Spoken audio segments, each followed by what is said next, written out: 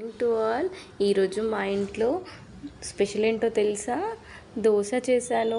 Same hotel స్టైల్లో ఉంది.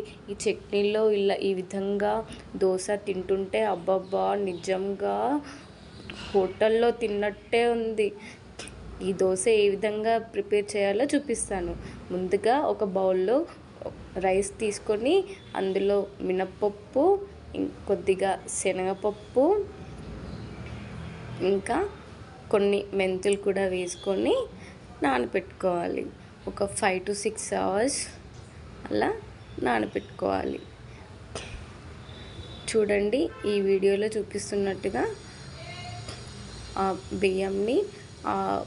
బియ్యంని మొత్తం కడిగేసి క్లీన్గా చేసి నానబెట్టుకొని నైట్ మిక్సీ చేసుకోవాలి. మిక్సీ చేసుకునేటప్పుడు అందులో కొద్దిగా అటుకులు వేసి మిక్సీ చేసుకుంటే దోశ క్రిస్పీగా వస్తుంది. ఈ దోశ బ్యాటర్ని నైట్ అంతా ఫర్మెంటేషన్ చేయాలి. నెక్స్ట్ డే మార్నింగ్ చూసారా, ఈ విధంగా ఇలా పొంగులు రావాలండి. ఇలా వస్తేనే దోశ పర్ఫెక్ట్గా వస్తుంది. ఇందులో కొద్దిగా సాల్ట్ వేసుకొని కలిపేసి స్టవ్ పైన ప్యాన్ పెట్టి, ప్యాన్ బాగా హీట్ కావాలి. ప్యాన్ బాగా హీట్ అయితేనే దోశలు బాగా వస్తాయి. ప్యాన్ హీట్ అయ్యాక దోశ పిండి వేసుకొని మంచిగా పల్చగా, వీలైనంత పల్చగా స్ప్రెడ్ చేసుకోండి.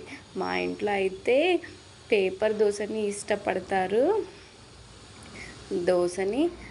దోశ పైన కొద్దిగా ఆయిల్ వేసుకొని దోశని ఎర్రగా కాల్చుకోవాలి. క్రిస్పీగా, ఎంతో కమ్మని గుమగుమలాడే టేస్టీ దోశ అనేది రెడీ అయిపోయింది. దీన్ని పల్లి చట్నీతోని సర్వ్ చేసుకుంటే అబ్బబ్బా ఉంటుంది. నిజంగా చూసారా ఏ విధంగా వచ్చిందో దోశ? సేమ్ హోటల్లో తిన్నట్టే ఉంది. సర్వ్ చేసుకొని తింటుంటే అబ్బబ్బా, నిజంగా హోటల్లో తిన్నట్టే ఉంది. ఫ్రెండ్స్, మీరు కూడా తప్పకుండా ఈ దోశని ట్రై చేసి ఏ విధంగా వచ్చిందో కామెంట్ చేయండి.